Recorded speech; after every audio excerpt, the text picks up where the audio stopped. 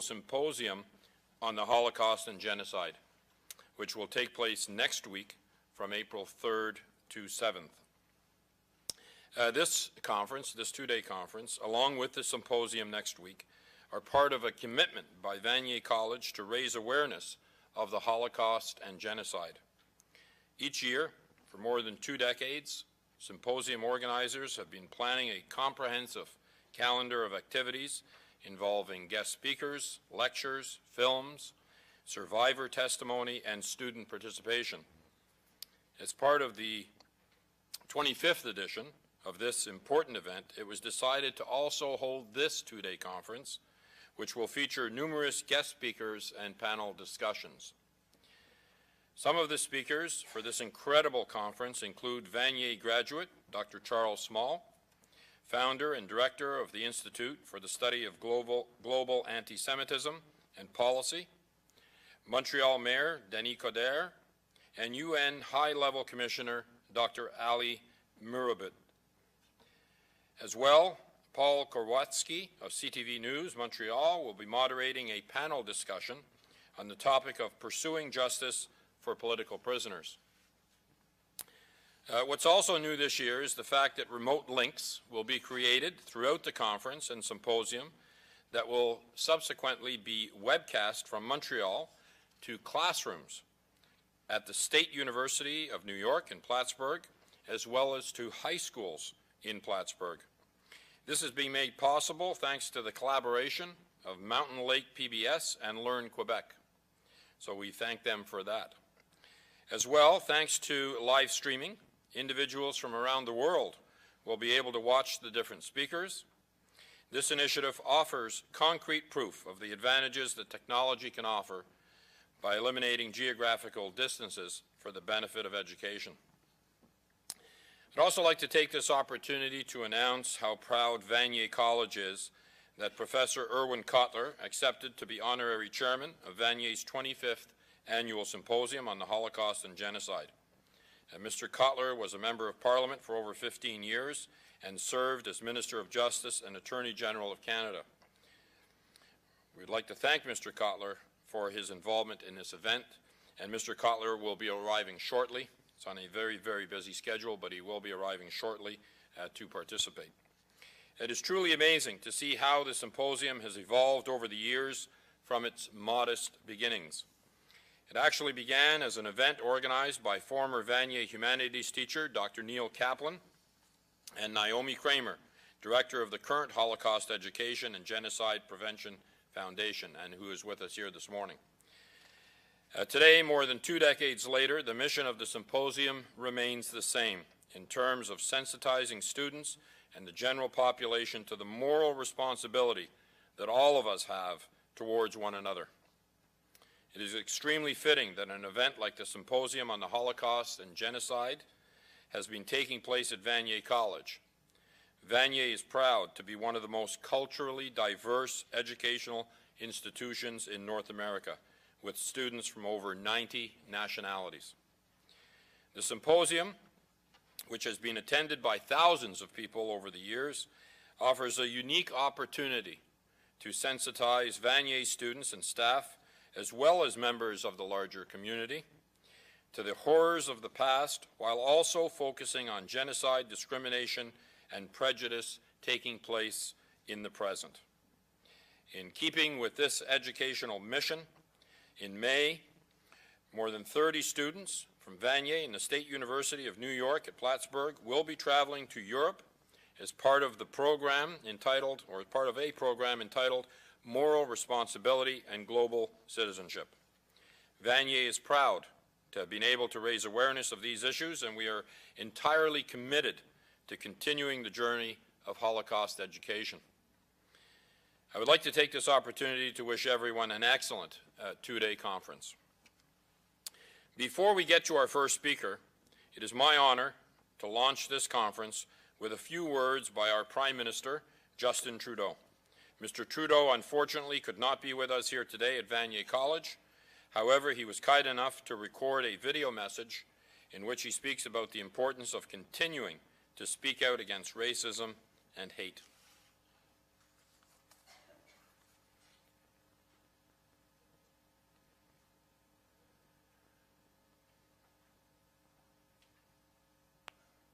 Bonjour à tous. Bienvenue à la conférence sur la justice et la responsabilisation du Collège Vanier. C'est très touchant de savoir que vous êtes tous rassemblés ici.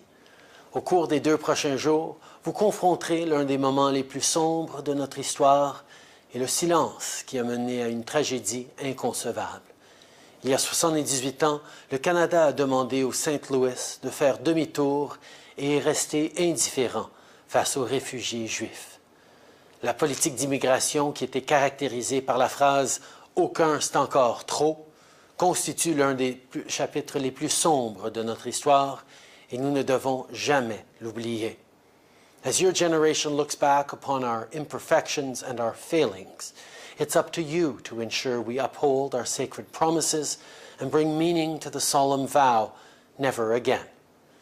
These are not just words, they're a call to action, a call to always speak out against racism and hate, and to stand on guard against a resurgence of anti-Semitism, xenophobia, prejudice, and intolerance.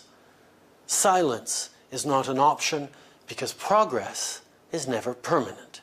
Every generation must answer the call and renew the values that we hold dear and cherish. So thank you for being here today and for answering that call. Bon congrès.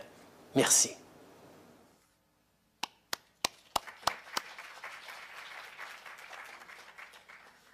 Thank you to the Prime Minister for that message. This 2-day conference will feature an extremely impressive lineup of policymakers, diplomats, and academics who will be stimulating dialogue on the extremely important issues of justice and accountability. Today, more than ever, these issues are extremely relevant given the global context that we currently find ourselves in. I'm honored to have the opportunity to introduce our conference's first speaker, all the more so since he is a proud graduate of Vanier College, and we always look forward to welcoming back our graduates. Dr. Charles Small is the founding director and president of the Institute for the Study of Global Anti-Semitism and Policy. Dr. Small convened groundbreaking academic seminar series in the emerging field of contemporary anti-Semitism studies at Columbia University, Fordham University, Harvard University, McGill University, and the Sorbonne. Dr. Small is also the founding director of the Yale Initiative for the Interdisciplinary Study of Anti-Semitism, the first interdisciplinary research center on anti-Semitism at a North American university. He has lectured internationally and worked as a consultant and policy advisor in North America, Europe, South Africa, and the Middle East. Dr. Small specializes in social and cultural theory, globalization and national identity, social cultural policy, social movements, and racism, including anti-Semitism. Dr. Small is also the author of many books and articles, including the 6-volume Global Anti-Semitism, A Crisis of Modernity. Dr. Small is also committed to creating scholarly programming and research on contemporary anti-Semitism at top-tier universities internationally and establishing contemporary anti-Semitism studies as a recognized academic discipline. Born in Montreal, he has a Doctor of Philosophy from Oxford University and has taught at the University of London, Ben Gurion University, Tel Aviv University, and Hebrew University. In September 2006, Yale University founded the Yale Initiative for the Interdisciplinary Study of Anti-Semitism, the first North American university-based center for the study of the subject, housed in the Institute for Social and Policy Studies.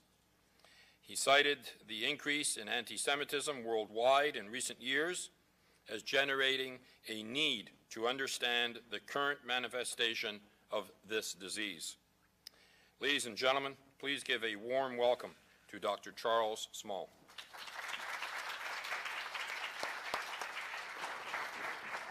Thank you.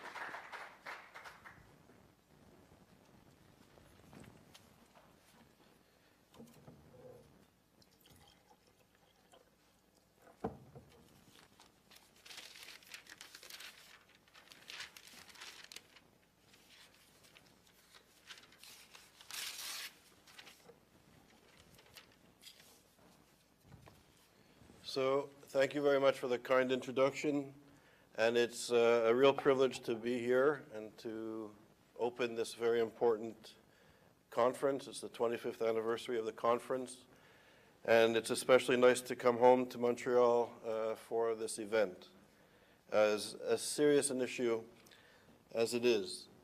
And the subject of genocide, unfortunately, is a large subject, and unfortunately, it's a contemporary subject. We should have these conferences one day as soon as possible in history departments, not in sort of interdisciplinary studies of genocide. This subject needs to get into the history department, and this type of human barbarism somehow needs to stop.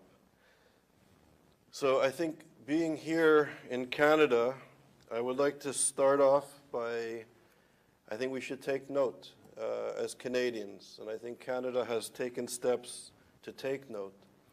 But we have to remember that in our history, in the establishment of Canada, in the establishment of the Americas by European settlers, that there is a history of genocide here. There's a history of genocide in what is now called Quebec, and there's a history of genocide, what is now called Canada. And the Indigenous people, the First Nations people, still have significant cultural, socioeconomic, political problems and issues that we need to address. And I think, as Prime Minister Trudeau eloquently said, never to forget is a call to action. So steps have certainly been made in this country. Improvements have occurred, but we still have to listen to the original people of this land and to try our very best to rectify the severe issues, health issues, psychological issues, economic issues, abject poverty, suicide rates that still plague our society. And I think as Canadians focusing on a two-day very important issue of genocide and the legacies of genocide, that we need to really take this into consideration and reflect upon it. And I see students here, there's still a lot of work that needs to be done. So, genocide. So as we speak and as we hold this conference, there is a genocide taking place today on the internet in real time, easily accessible to watch and to monitor. And I'm talking about this horrific genocide taking place in Syria. More than 500,000 people murdered, estimates of 12 to 15 million refugees flooding into neighboring countries like Lebanon, Jordan, Turkey, and moving into Europe. And this genocide causing great instability in the Middle East and in the region and beyond, even into Europe. And there's some commentators that show how the crisis, the genocide in Syria is now even shaking the foundations of European unity, of the European Union, and Brexit, I think, is a result, if you will, from the migration and the refugee crisis now affecting Europe. And we're living in a time where these issues have been by and large ignored by our leaders. And this horrible situation in Syria certainly could have been avoided. And it could have been avoided for many years and for a long time, but for various interests, which I'll touch on in my talk, we have acquiesced to the ideology that openly calls for the annihilation of people who are different. Canada has, I think, a very special place in developing and learning from its history of our treatment of the First Nations.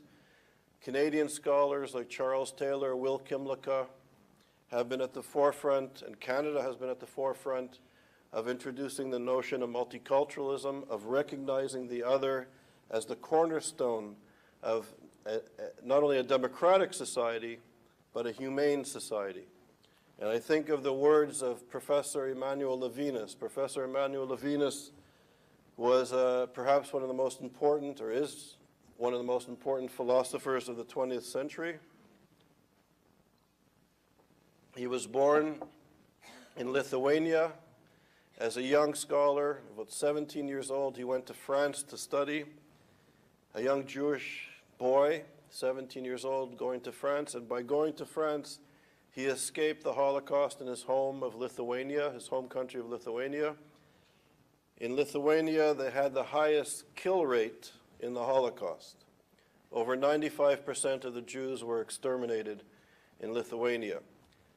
Emmanuel Levinas survived. His entire family was murdered and annihilated during the Holocaust. And he went on, in a way, to bring Jewish ethics, Jewish thought, the wisdom of Judaism to Western thought, to the Western canon. And you have to remember that Europe was segregationist for all sorts of reasons, and the thought of the other was never really taught at universities for long periods of time. So Levinas was at the cutting edge of bringing Jewish wisdom and ethics to the philosophy of Europe. And Emmanuel Levinas, quoting the Ethics of Our Fathers, Pirkei Avot it's called, the part of the Talmud that teaches ethics. And he said famously, and his philosophy was intrinsically based on this, that the moment we see our face in the face of the other, the moment we see our face in the face of the other is the instant we become human. So the moment you see your face in the face of the other is the instant you become human. And this is what Jewish ethics, for example, is based on. So, and it's through this recognition that societies create humane conditions for its citizens, recognizing the other. And in Jewish thought, for example, it's believed that if we're all created in the image of God, we have a truth. The only way to wisdom is to understand other people's truths. So if I am sexist, for example, I've eliminated 300 or 3 billion and a half possibilities for me to be wise. If I'm racist against people of African origin, I've cheated myself on over 1 billion possibilities to become wiser. So the arrogance, the racism, the anti-Semitism, the sexism, the homophobia, rejecting the other, limits ourselves. It hurts ourselves, ethically, morally, and of course, it harms our society. Emmanuel Levinas also went on to say that ideologies and thought that does not recognize the other, thought, ideologies that perpetuate notions of supremacy, of inferiority, ideologies that justify subjugation and segregation, that justify war, that justify, and I'm choosing my words carefully, genocide. Those ideologies, Emmanuel Levinas, the person who taught the ethics, the foundation that influenced Taylor and Kimlicka and Canadian multiculturalism philosophically, the founder of this recognizing of the other also vehemently taught, strongly believed that the ideologies that justify apartheid, the ideologies that justify genocide, the ideologies that stereotype and subjugate and call for harming groups, that we should never tolerate them. We should never tolerate the intolerable. So when ideologies call for genocide, we cannot acquiesce. And we're living in a time, ladies and gentlemen, and I'll get to it in a moment, where we have acquiesced. Our universities, our media of record, our public intellectuals, our policymakers have acquiesced. And those of us who have studied anti-Semitism, and I should put as a footnote, the organization that I work for, the research center that I work for, and Irwin Cotler has been involved with, and we had the amazing privilege and honor for Elie Wiesel to be our president until his passing about a year ago, less than a year ago, the Nobel Peace Prize winner, Holocaust survivor, Elie Wiesel, who wrote a very important book called Night for the students in the room. If you haven't read the book Night, it's a very thin book of about 100 odd pages. You can read it in 2 hours, and I promise that it will change your life. That Elie Wiesel, who was the president of ISGAP, also spoke about not taking responsibility. He spoke in 2003 and stated that we're living in a time of great urgency. And then he went on to correct himself, and he said, we're not living in times of great urgency, we're living in a time of a great emergency. In 2003, Elie Wiesel, who survived the Holocaust, who spent his whole life fighting for human rights, for Jewish rights, for the rights of Israel, for the people of South Africa, for the people of Bosnia, Cambodia, was terrified at the rise of anti-Semitism, the demonization of Jewish people just decades after the Holocaust. And he was saying in 2003 that this was a great emergency. And the Syrian genocide is connected to our acquiescence.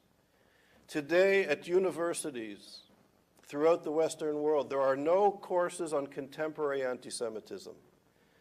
There are courses on the history of the Holocaust, on the history of anti-Semitism, but nothing on contemporary anti-Semitism. And this, for students in the room, is an acquiescence to danger.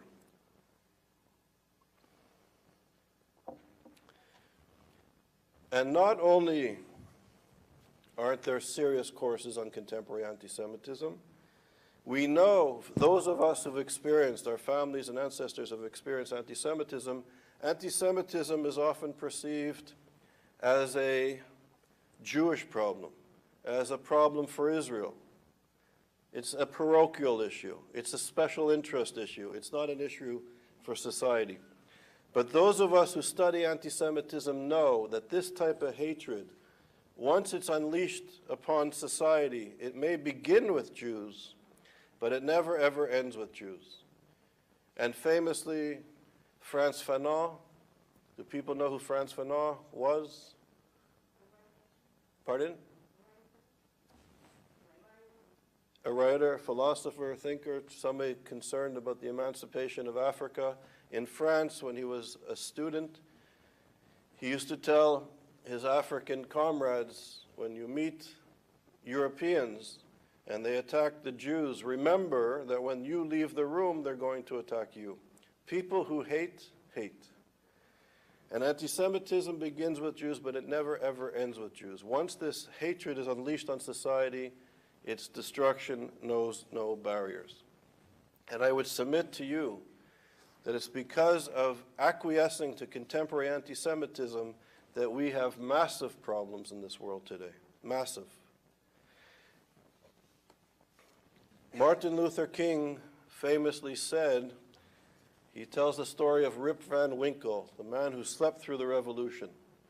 He went to sleep, slept through the American Revolution, and he woke up when George Washington was the president, and the British had gone.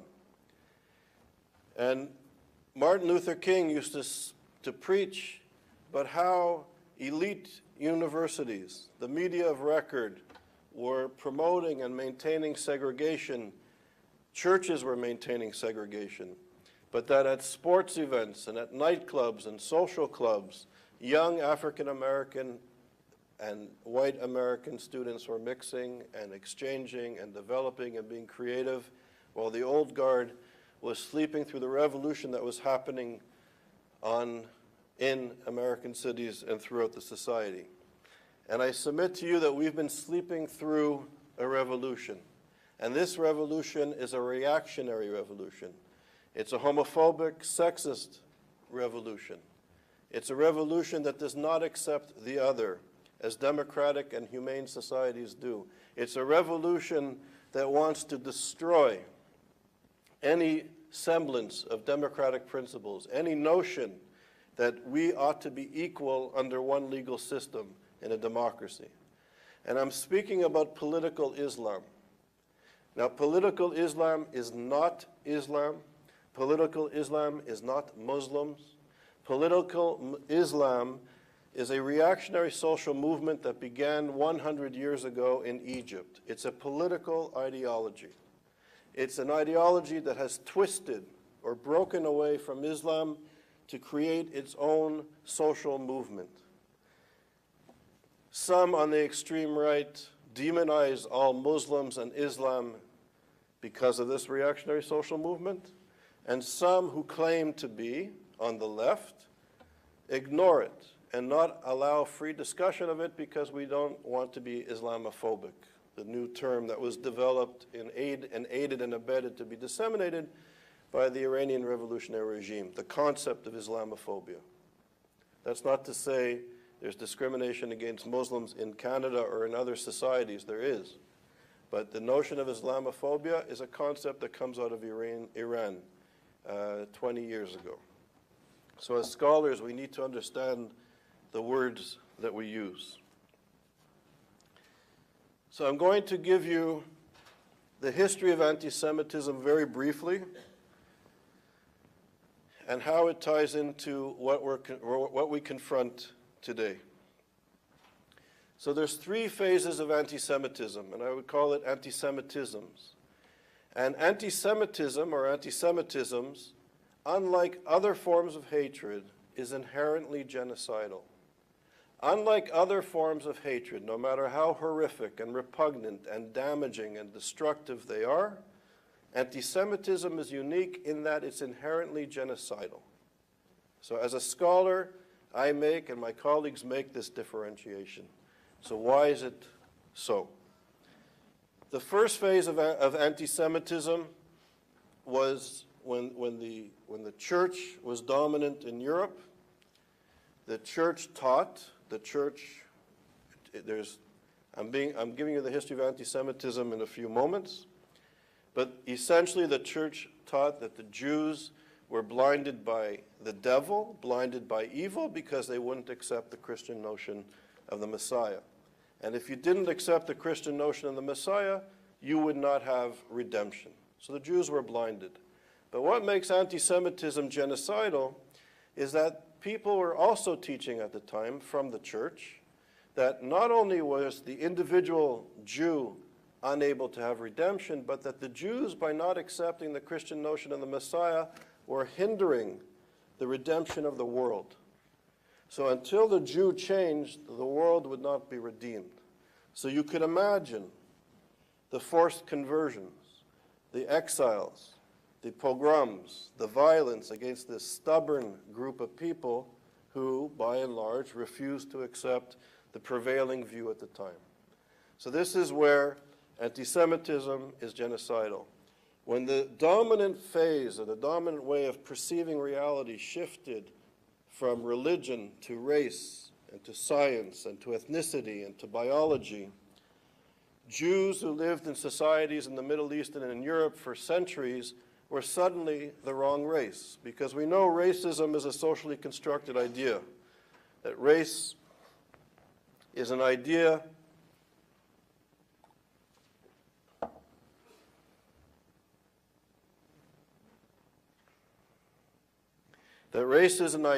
that was created by European thinkers, scientists, philosophers, theologians.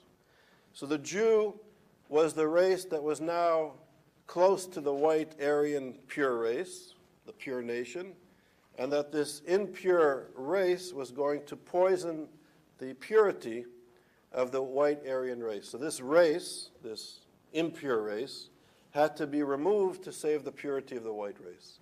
And unlike during the times of Christianity, where there was an escape hatch, the Jew could have converted to be saved, just literally save his life or her life. In this case, this type of racist anti-Semitism began pogroms, violent attacks against Jews, slaughtering of Jews throughout Europe in the 18th and 19th century, and leads to the Shoah. It leads to the Holocaust, in which 6 million or more Jews were annihilated. Some ran for survival, some survived, but the final solution, if you will, was a cause the raison d'etre behind it was to save the purity of the white race from this impure race. Now, today, in 2017, I'm sure in Vanier College and in other educational institutions, in the media record, if people would espouse the old Christian anti-Semitic ideologies or the old racist, biologically determined racist anti-Semitism, that they would be pretty much ostracized from their networks, ostracized from society. It wouldn't be acceptable in most spaces. But today, the new anti-Semitism, the most dominant form of the anti-Semitism, the contemporary one, is an attack on who Jews are as a people. It's an attack on Jewish peoplehood. And namely, for the past 2 generations, the demonization of the connection and the association and a fundamental core element that Jewish people have in their religion and culture is the connection to their homeland in Israel and in Zion.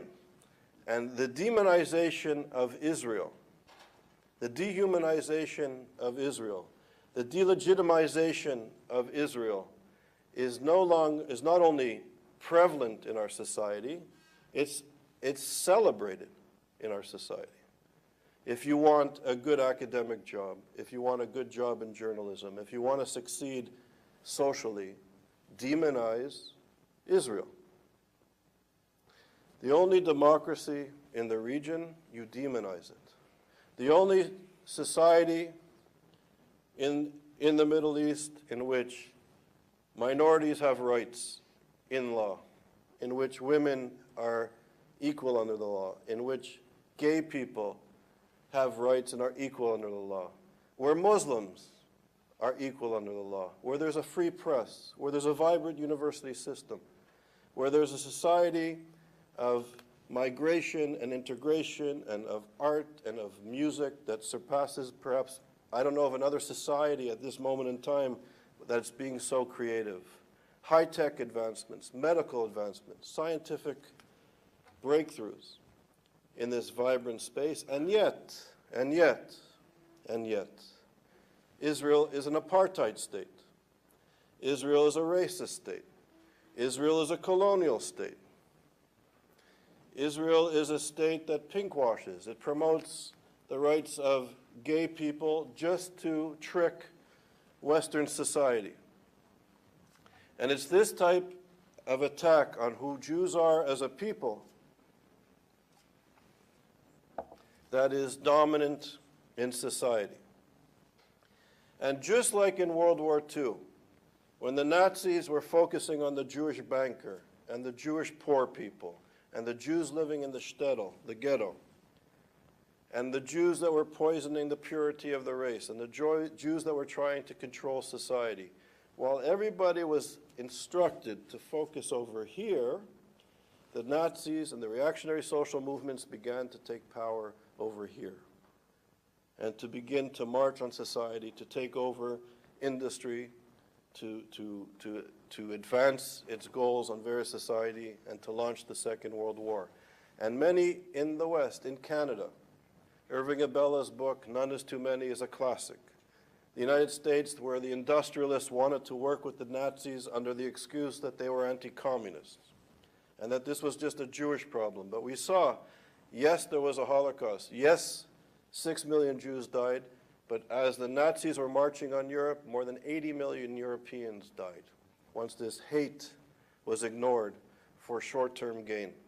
Europe was essentially destroyed, its infrastructure devastated, mass murders, morally, ethically, politically bankrupted. But the focus was on the Jew, and nobody was paying attention to over here. And the same thing is underway today. And thanks to our miseducation, we have developed policies that are essentially doing something similar. Focus on the apartheid racist South Africa demonized Israel. And over here, we have a reactionary social movement that is at war not just with the Jews, but it's at war with its own people. And I'm speaking about the Muslim Brotherhood. Has anybody in this room, students, scholars, have studied the Muslim Brotherhood? So this is my experience too. You're not alone. I went to good universities. I went to Vanier, great university, great college. I went to McGill, and then went on to the University of London, and then to Oxford. And I taught at the University of London, and then I went to live in Jerusalem. And I was involved, I come from a human rights background, by the way. I was involved in the First Nations issue here. I was involved with issues of police brutality in Montreal in the 1980s and 90s. I was involved in trying to help Soviet and Ethiopian Jews in the 80s and 90s. And I was also the chairperson of the African National Congress Solidarity Committee of Canada and the United Kingdom. And I worked with the leadership of the ANC. So I come from this sort of social democratic Canadian, quintessential Canadian human rights background. And when I was in Jerusalem, I met and I was part of a group of scholars, Israeli Jewish scholars and Palestinian scholars. And we were trying to understand each other and to try to further peace between Israelis and Palestinians. And we would meet every 2 weeks at somebody's house, and I would meet this professor, a very nice guy, a wonderful man, very cultured, very warm. And you know, when you study philosophy and politics, you get to understand pretty quickly if somebody is religious or secular, if they're right-wing, if they're left-wing, if they're racist or anti-Semitic or they're not. You kind of get a sense of people. And this guy was saying things we would argue strongly, and I had no idea where he was coming from. I couldn't figure him out. He was saying the most, but to me, to my ears, the most bizarre things about democracy, about civil rights, about Martin Luther King, about women, about Jews. It was astounding. And yet he was a nice, educated man. So after our fourth argument, I said, you know what? Can you recommend some books for me to read? Because I don't understand where you're coming from. I don't get you. We're just fighting. We're just arguing. So he was very, very kind, cultured man. He said, sure. And he gave me a list of books. And he gave me the list of people like Qutb and al-Banai, the founding fathers, the founding intellectuals of the Muslim Brotherhood. And I urge you to read it, because this ideology of political Islam is what we're confronting today in Montreal, in Europe, and certainly in the Middle East, Africa, and Asia, and beyond. And this ideology of the Muslim Brotherhood was a reaction to British colonialism. And it took at its core, not the extreme, not the military wing, not the extreme element of the Muslim Brotherhood, but at its core, it took, and I'm choosing my words carefully, it took Nazi ideology and fused it with Islam. It took the protocols of the Elders of Zion. Do people know what the protocols of the Elders of Zion is? The protocols of the Elders of Zion is a book that claimed to be sitting on this secret meeting where Jews were conspiring to take over the world. It's called the Protocols of the Elders of Zion. It's a lie. It's a fraud. But this book, this text, circulated throughout Europe. It came out of Russia or in France, depending on your view of things. And it had all these conspiracy theories about Jewish people. And the Protocols of the Elders of Zion, this lie, played a key role in removing Jews from society, in subjugating them and segregating them, putting them into ghettos, putting them to forced labor camps, and eventually justifying the Holocaust. Now this book, the Protocols of the Elders of Zion, is at the core of political Islam. It's at the core, it's the central element of the nation, of the Muslim Brotherhood.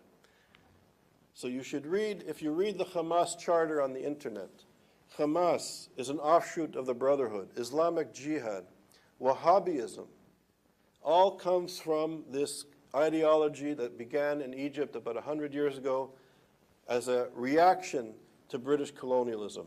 Even the Iranian revolutionary regime, Iran, which is a Shiite country, often at odds with the Sunni world, which is Egyptian and Saudi, even the Iranian revolutionary regime pays homage and thanks intellectually the work of the Muslim Brotherhood and the intellectuals as the impetus for their revolution.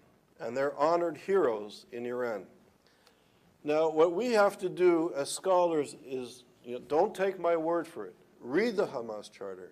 Read the intellectuals from the Muslim Brotherhood and see their perception of democracy, their Nazi perception of Jews as causing all the problems in the world, financial, even health, all the problems coming out of the protocols of the Elders of Zion. So you have this Nazi-like reactionary social movement that literally calls for the killing of Jews. It calls for the destruction, not just for the destruction of Israel, but the killing of all Jewish people. It calls for the killing of gay people. It calls for the subjugation of women. It calls for the subjugation and the second-class status of religious minorities.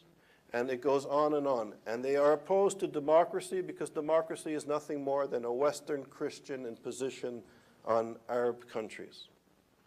So this is the ideology of a reactionary social movement that is diametrically opposed to everything we believe in.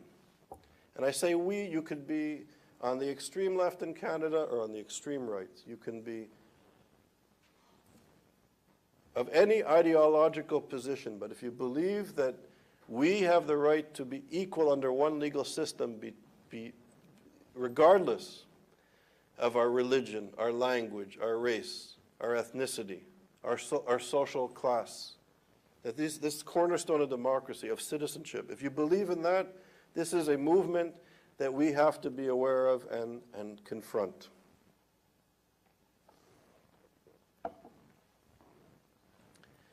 In the academy, the social sciences for the last 2 generations have been certainly, I would say, dominated or certainly influenced by postmodernity. After the Holocaust, after the excesses of the Second World War, intellectuals wanted to move away from binary notions of identity. Postmodernity doesn't believe in good and evil. It's a relativist philosophy. All narratives should be heard and understood and are equal to each other.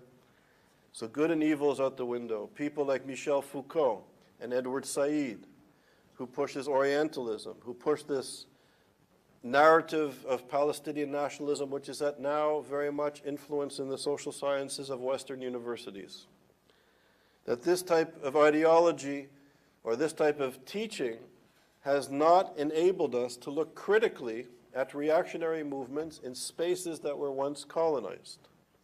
Now, it's my understanding that we're obligated to look at reactionary social movements wherever they are.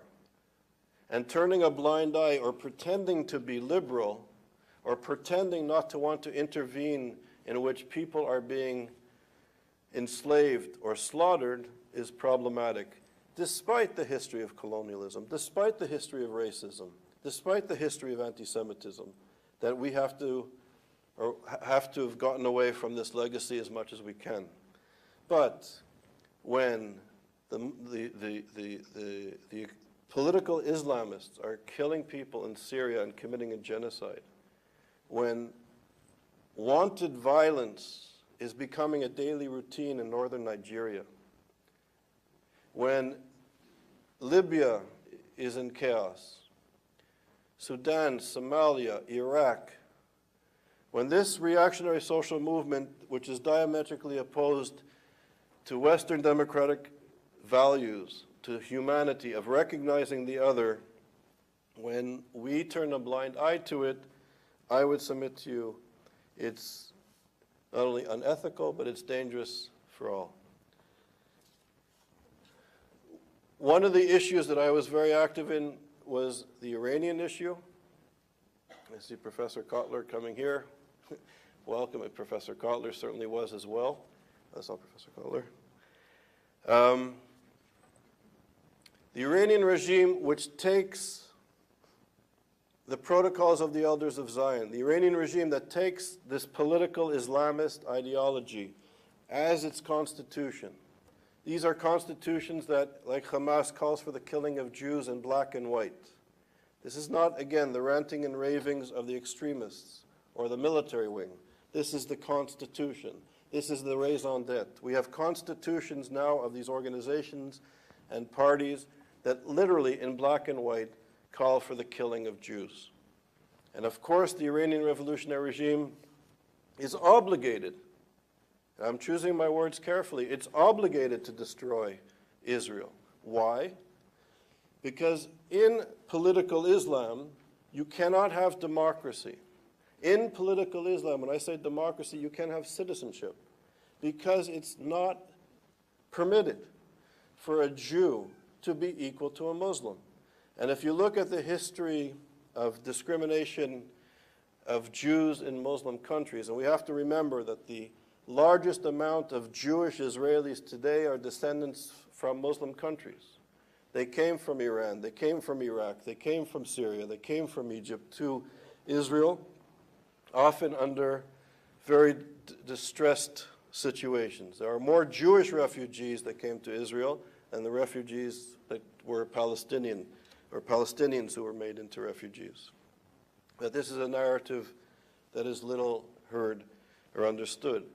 So here's a regime that calls for the annihilating of Israel because Jews in Israel who have self-determination insist on equality under the law, that all citizens will be equal regardless of religious background. So the thing is, no matter how big Israel is, if Israel gave up, and it has given up Gaza, if it gives up the West Bank, if it cedes all of its territory except for Tel Aviv and makes a city-state, Tel Aviv, according to the Muslim Brotherhood, to Hamas, to Islamic Jihad, to the Iranian revolutionary regime, would not be permitted. And it would not be permitted because in this little city-state of Tel Aviv, if it's a democracy, the Jews will be equal to the Muslims under the land, under the law of the land. But you cannot have a Jew equal to a Muslim, they have to be beneath. So from a political Islamist perspective, there is no recognition of the other. It's impossible to recognize the self-determination of Israel or Jews in any space in the region from that worldview, from that perspective. So this is not an issue of territory or boundaries. This is an issue that is sort of a religious political ideology at war with Israel, the little Satan, and the West, the big Satan. But what happened recently with the P5+1 and the agreement with Iran of the nuclear weapons industry, or weapons program, was for this deal that we're not sure exists or not, that Iran will be brought back into the family of nations. Assets will be unfrozen. Major deals with Western corporations will be made. Siemens, Boeing, the list goes on. And between unfrozen assets and new business deals, some estimate that this agreement was worth to Iran approximately $150 billion. That's more than 50 years of aid that Israel receives from the United States, its biggest recipient. 50 years of aid in one agreement. And of course, no ideological demands on Iran, and they're brought back into the family of nations. And I'll submit to you that this short-term gain for the West, for the Obama administration, for the other 5 countries that dealt with this agreement, that this funds that have been injected into the Persian, or to the Iranian rather, economy has had an impact, has had an effect on genocide. The killing in Syria has accelerated. The creation of more refugees has accelerated.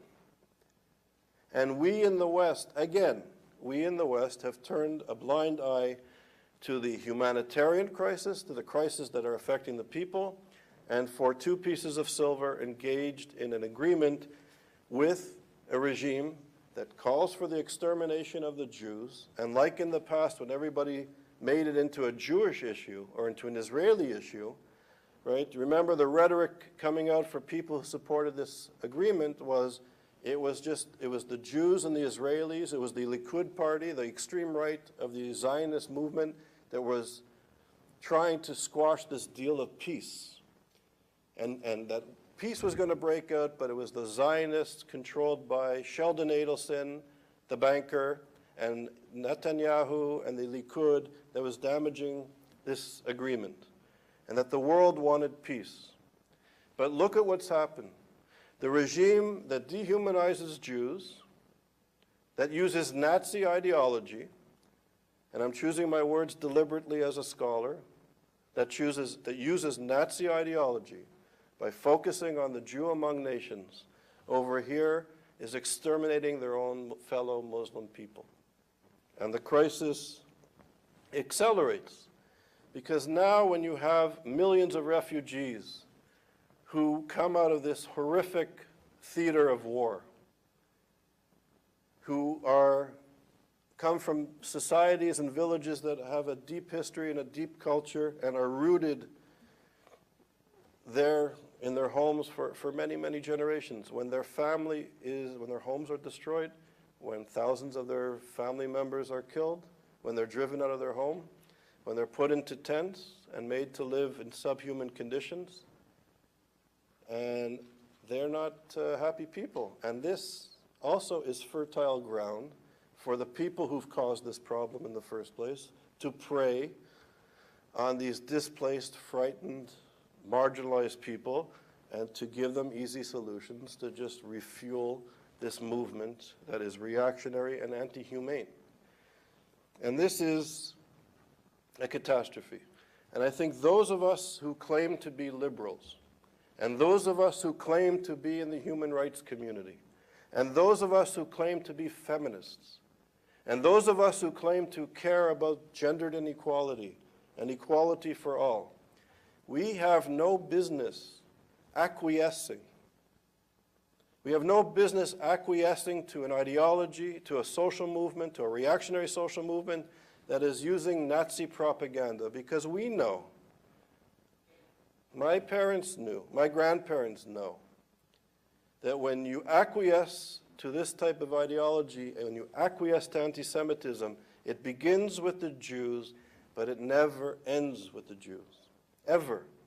So the question is, how will this genie that's now out of the bottle be stopped? And it's coming here. There's mosques in Montreal where some brave journalists have been recording spiritual leaders saying the most disgusting things about human beings, in this case, Jewish people.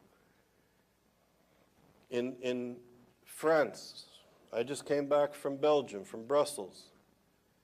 There are good, decent Muslim citizens of Europe who are being tarnished by this brush because we have acquiesced to the anti-Semitism.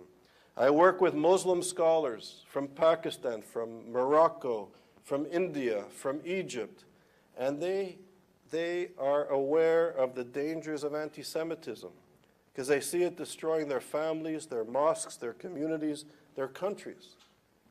And they are more strident in their fight against anti-Semitism than many of my Jewish brothers and sisters, and certainly many of my liberal, and I'm putting this in quotations, comrades from the human rights and the anti-apartheid movement that I grew up in this country. And we have acquiesced. And I'll end with one story. I'll show you how deep this penetrates into our academic system, and then I'm going to share a story about Rwanda. So this, ladies and gentlemen, I'm going to introduce to you in this video of the founding head of the Board of Trustees of the finest university in the Western world, the founder of Islamic Studies at Oxford University. The founder of Islamic Studies at Oxford University.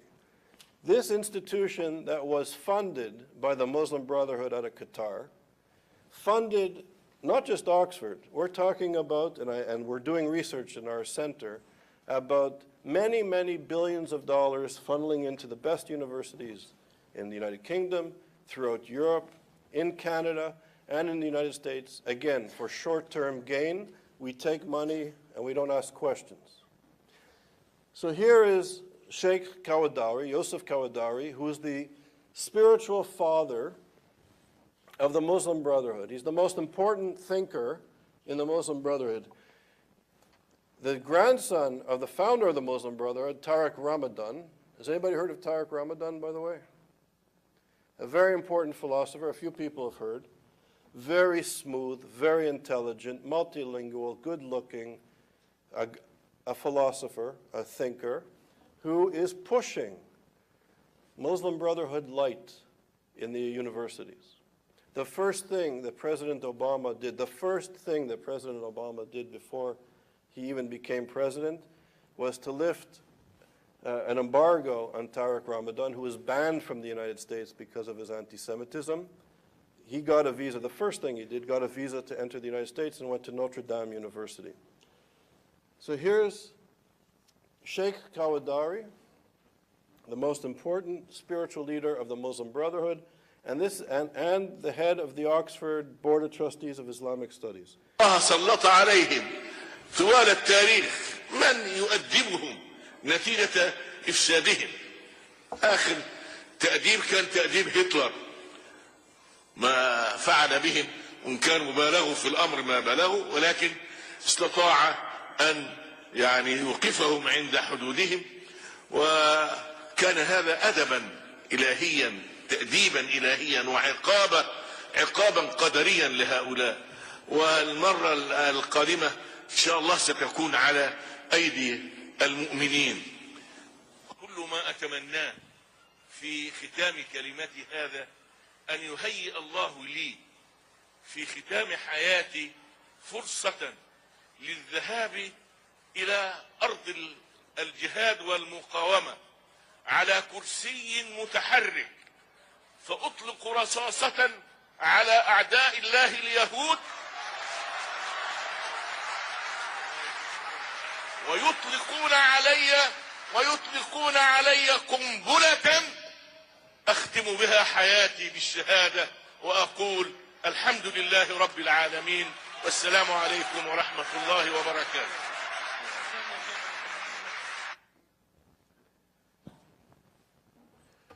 So in other words, it's the believer's obligation to finish the work of Hitler. And this is what Oxford University is taking their money from. It's the same at Yale. It's the same at Georgetown. It's the same at Columbia University. It's the same at the Sorbonne. And people like Tariq Ramadan, who are funded by Muslim Brotherhood sources out of Qatar and Kuwait and Saudi Arabia and the like, is affecting the education that we receive in the very institutions that are at the cornerstone of defending and protecting and nurturing our democratic principles.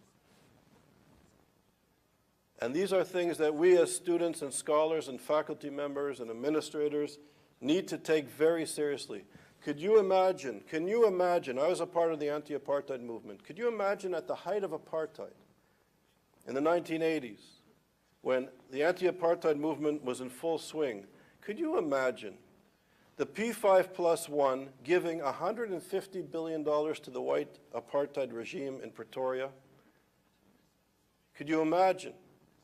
Could you imagine giving money to the white South African apartheid regime and appointing these kind of characters, these white supremacist, Nazi ideologically espousing characters as the head of the most important research centers or the most important universities in the Western world?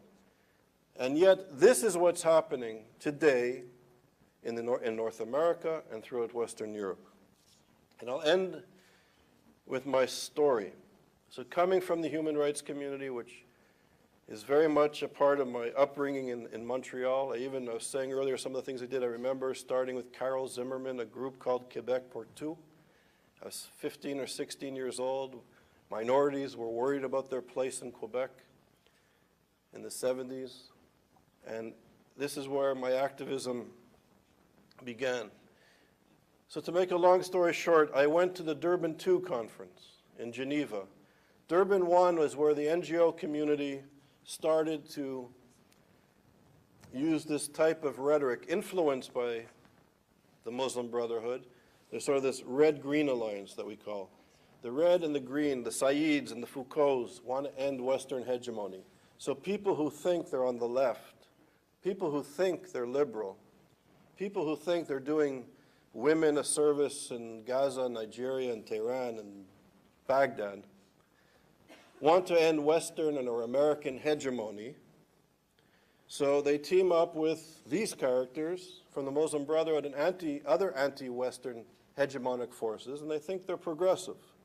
We call it the Red-Green Alliance. So in Durban 1 in 2001, this is where this canard of the attack on the anti-Semitism moved from Christian to racist to the attack on Jewish peoplehood.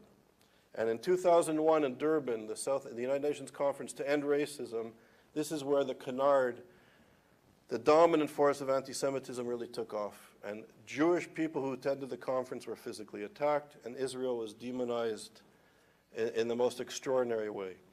Durban 2 was in Geneva. It happened on Holocaust Memorial Day, Yom HaShoah, which is a whole issue in itself, but the United Nations comes out, is born out of the ashes of the Holocaust. It's born out of the ashes of the Second World War. And the world got together to say never again. Professor Cotler, who I now see, was in Geneva, playing a key role there. I was on he was on many panels. I was on one panel with him, and we had there was a panel on genocide, and there was a conference on the history of genocide. There were people from Sudan that were experiencing genocide, and Professor Cotler and myself spoke about incitement to genocide. And on Yom HaShoah, Ahmadinejad, the head of Iran, was there espousing his hatred, amazingly, at the UN, the very institution that was born out of this notion that we'll never do this again. So after the session, a group of people from Rwanda came up to me. And I never really met people from Rwanda, and there was a group of people from the Rwandan mission. And they said, "We are taking you for coffee, come with us." And about 15 people from Rwanda took me for coffee at the UN cafe. And I didn't even know what they wanted from me. I went for the coffee. They were very nice. And they were saying, this is 6, 7 years ago, they were saying to me, "Don't you understand? Don't the Jewish people understand? Don't you understand that Iran is doing exactly what Hitler did to you? Iran is doing exactly what happened to us in Rwanda. When we were called horrific names, and by calling people horrific names and saying horrible things about people, they're allowing you, the Jews, to be dehumanized to such an extent that something horrible is going to happen." And they were telling me to go back to America, to go back to Europe and warn the Jewish community that this is horrible. And they were right. Things are not exactly perhaps as we predicted 7 or 8 years ago, but we can see that they were right, that the forces that were espousing and espoused this horrific form of Nazi anti-Semitism are now in Syria butchering their fellow Muslims to further their goal.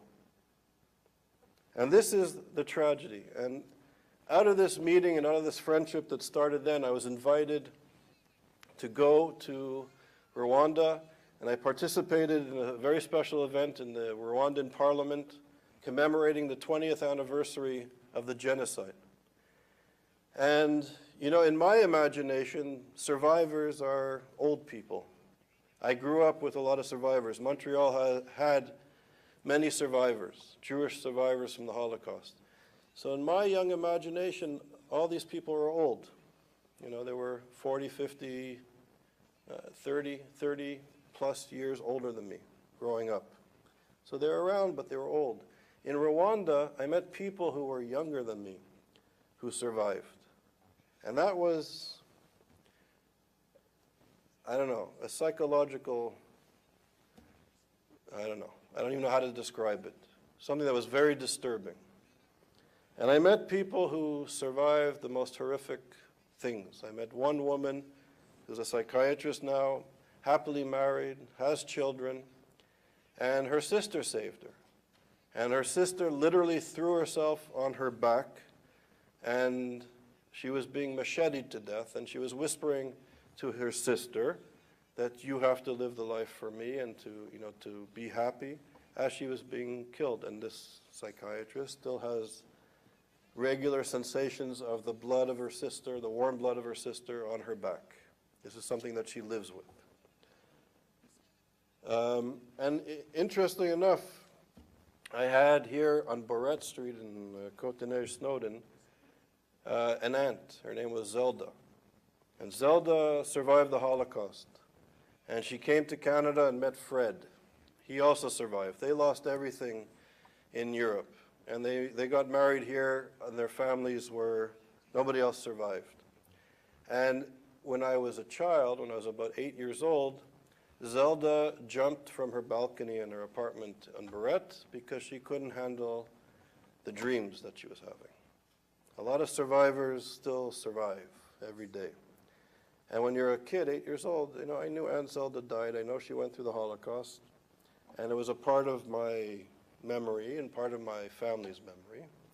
And Aunt Zelda and Fred used to call me Prince Charles. I was like their favorite nephew, and they used to bring me gifts. I had all these very warm memories of them. And when I was in Rwanda, I don't know if it's like a post-traumatic moment, but it sort of clicked what happened to Zelda. So here I was in the midst of all these survivors in Rwanda, and I really had like an awakening or an experience to Zelda. And understanding as an adult what happened to my aunt, no longer through the prism of an 8-year-old child in Chamonix, but through a man dealing with these issues.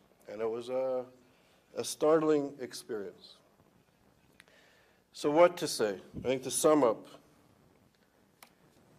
as Professor Wiesel said, and I mentioned this many times in the lecture, anti-Semitism begins with Jews, but it doesn't end with Jews. And as Prime Minister Trudeau said in the opening remark, and I agree profoundly what I said, to say never again has to be a call for action. It must be a call for action. And to acquiesce, to allow research centers to be headed by Sheikh Qaradawi at Oxford University, somebody who openly and consistent to his ideology, to the core of his ideology, calls for believers to finish the work of Hitler. That we accept money and give people like that honors in Western universities, in the finest institutions of the West, the very institutions that prepare the future leaders and decision makers of our democracy. And if we allow the interests like Boeing and Siemens to do major contracts with characters like this and social movements like Iran and the Muslim Brotherhood, what are we doing for our future? What are we doing for the future of human rights? So while everybody's looking at the Likud, Zionist, apartheid, fascist regime, which is treating survivors from Syria as we speak, by the way, because it's happening just a few kilometers from the borders, well, we've put our focus here and paid no attention to the plight of Syrians, of Iraqis, of the fragility of countries like Lebanon and Jordan. And we see the shaking of the region affecting nationalism and xenophobia and even the cohesion of European society. When are we going to say enough is enough? When are we going to pursue the justice and defend the liberal, social democratic human rights that we purport to believe in?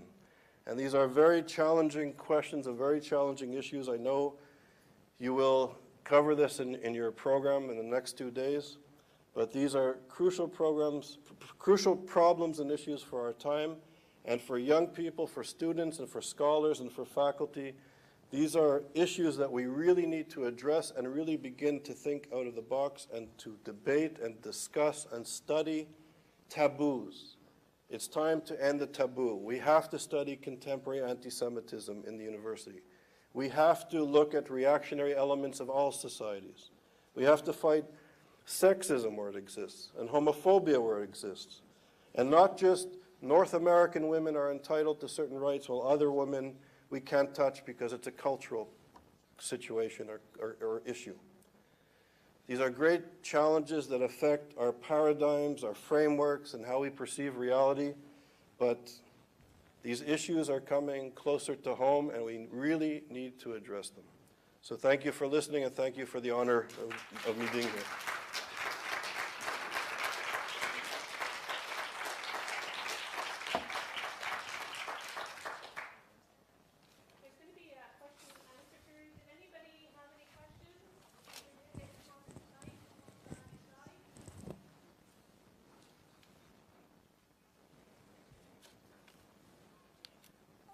Thank you for your very insightful talk. I always thought that Edward Said's book about Orientalism, sort of his critique of Orientalizing influences in the history of England and of colonial powers. I think they're mostly British and French historians in the book. I read it a while ago.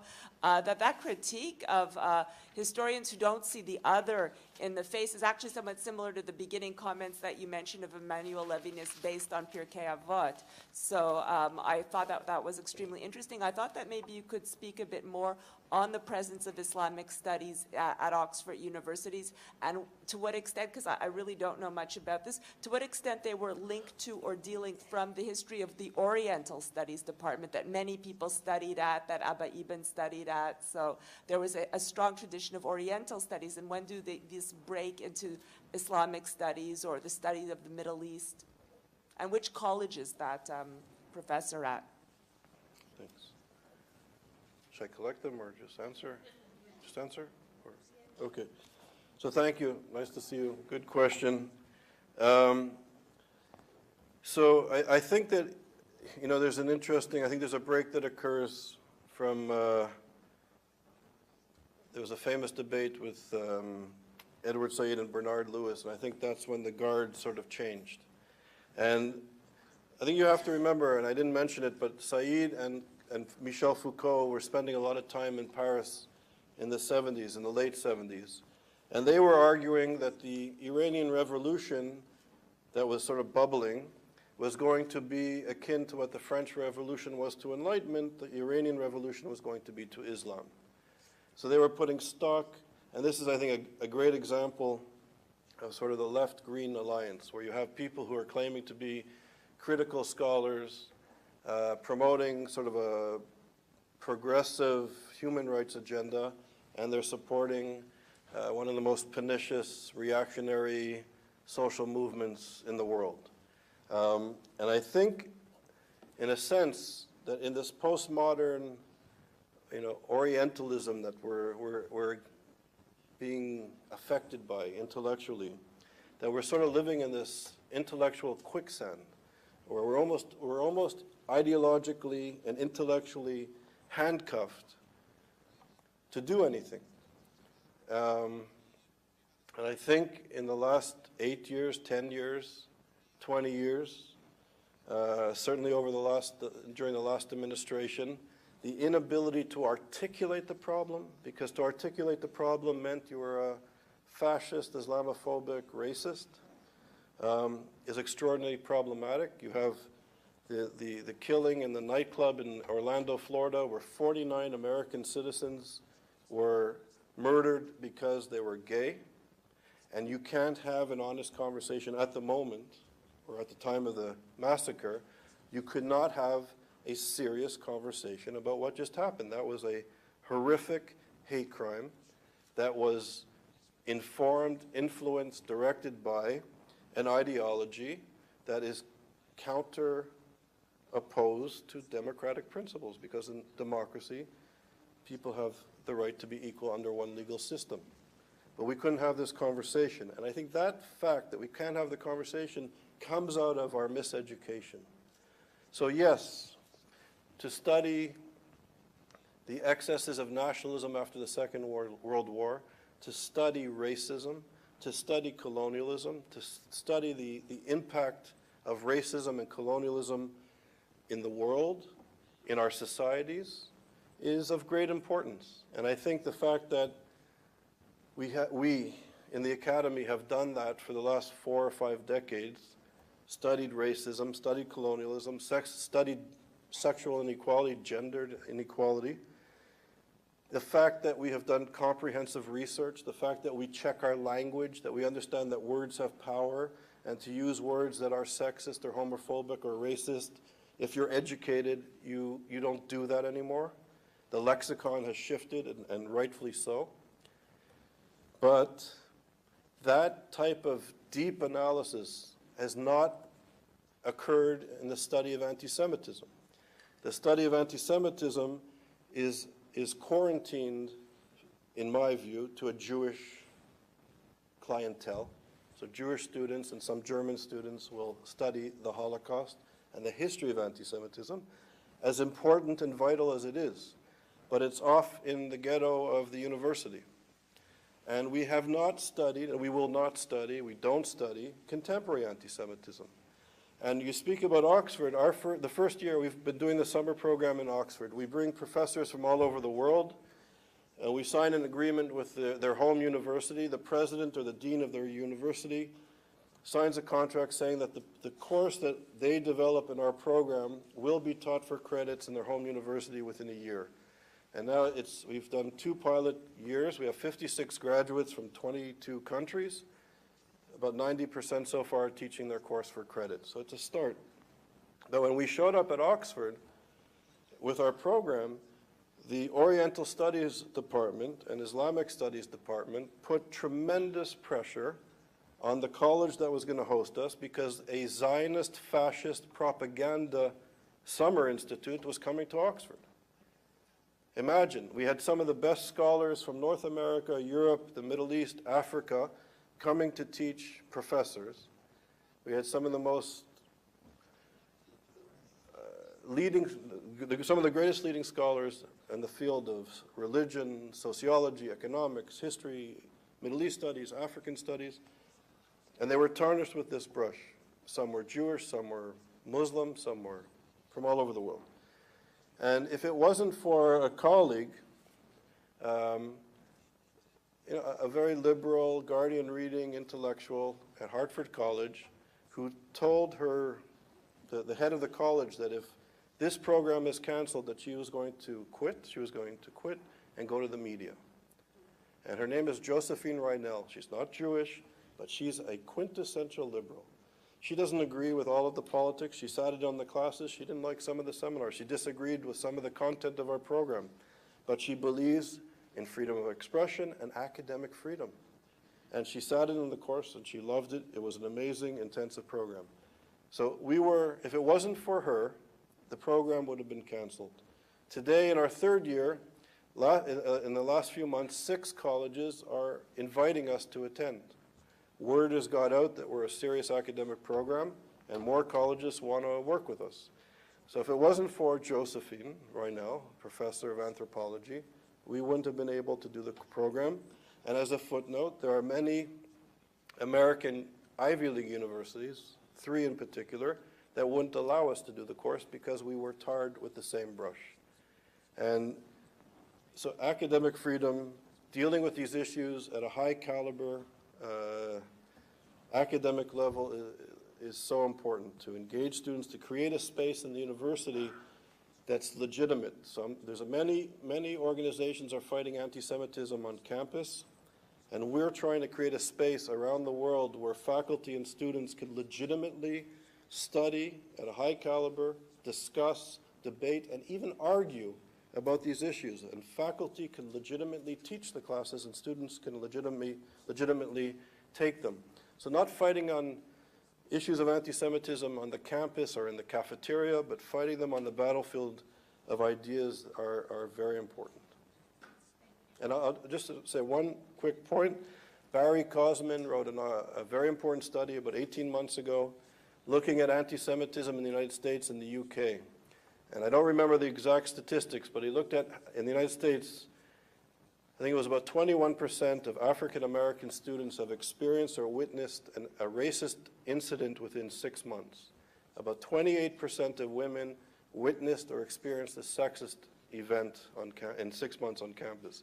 81% of Jewish American students have witnessed or experienced anti-Semitism. And with my study with Ed Kaplan, I won't go into all the details, that we showed the correlation very powerfully between classical forms of anti-Semitism and demonizing or bashing Israel. So those who bash Israel may not be anti-Semitic. It's certainly you can criticize many societies without being hateful. But those who bash Israel are 13 times more likely than the average population in 10 European countries to be classically anti-Semitic as well. So there's a strong correlation. Thank you.